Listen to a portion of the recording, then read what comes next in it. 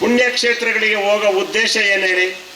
ಪುಣ್ಯಕ್ಷೇತ್ರಗಳಿಗೆ ಹೋಗೋ ಉದ್ದೇಶ ಬೇರೆ, ಅಲ್ಲೇ ನಾವು ಟೂರ್ ಹೋಗೋದು ಮಜಾ ಮಾಡೋದು ಅಲ್ಲ.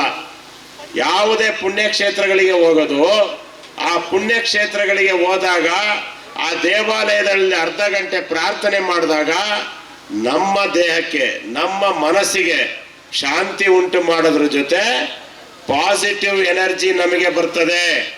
ಪಾಸಿಟಿವ್ ಎನರ್ಜಿ ಬರ್ತದೆ. ಇಲ್ಲಿರೋರೆಲ್ಲರೂ ಕೂಲಿ ಮಾಡೋರಿಂದ ಅಗರ್ಭ ಶ್ರೀಮಂತರವ್ರಿಗೂ ಒಂದಲ್ಲ ಒಂದು ಜಂಜಾಟ ಇದ್ದೇ ಇರ್ತದೆ. ಆದ್ರೆ ಅಲ್ಲಿ ಹೋಗಿ ತಾಯಿ ಸನ್ನಿಧಿನಲ್ಲಿ, ಪುಣ್ಯಕ್ಷೇತ್ರದಲ್ಲಿ ಅಲ್ಲಿ ನೀವು ಒಂದಷ್ಟು ಪ್ರಾರ್ಥನೆಯನ್ನ ಮಾಡಿದಾಗ ನಿಮಗೆ, ನಿಮ್ಮ ದೇಹಕ್ಕೆ, ನಿಮ್ಮ ಮನಸ್ಸಿಗೆ ಉಂಟಾಗುವ ಆ ಪಾಸಿಟಿವ್ ಎನರ್ಜಿ ಇದೆಯಲ್ಲ, ಮತ್ತೆ ನಿಮ್ಮ ಜೀವನದಲ್ಲಿ ಒಂದಷ್ಟು ಉತ್ಸಾಹವನ್ನ ತರ್ತದೇನೆ. ಒಂದು ಸದುದ್ದೇಶದಿಂದ ನೀವೆಲ್ಲ ಪುಣ್ಯಕ್ಷೇತ್ರಗಳಿಗೆ ಹೋಗ್ಬೇಕು ಅಂತೇಳಿ ಈ ಸಂದರ್ಭದಲ್ಲಿ ಮನವಿ ಮಾಡ್ತೇನೆ.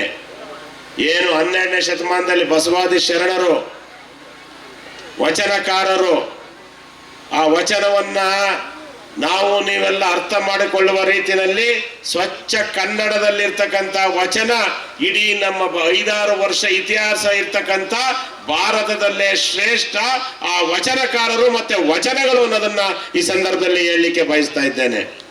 ಅವರು ಹೇಳುವ ವಚನಗಳು ಅವತ್ತಿಗೂ ಪ್ರಸ್ತುತ, ಇವತ್ತಿಗೂ ಪ್ರಸ್ತುತ ಅನ್ನೋ ಒಂದು ಮಾತನ್ನ ಈ ಸಂದರ್ಭದಲ್ಲಿ ಹೇಳಲಿಕ್ಕೆ ಬಯಸ್ತಾ ಇದ್ದೇನೆ.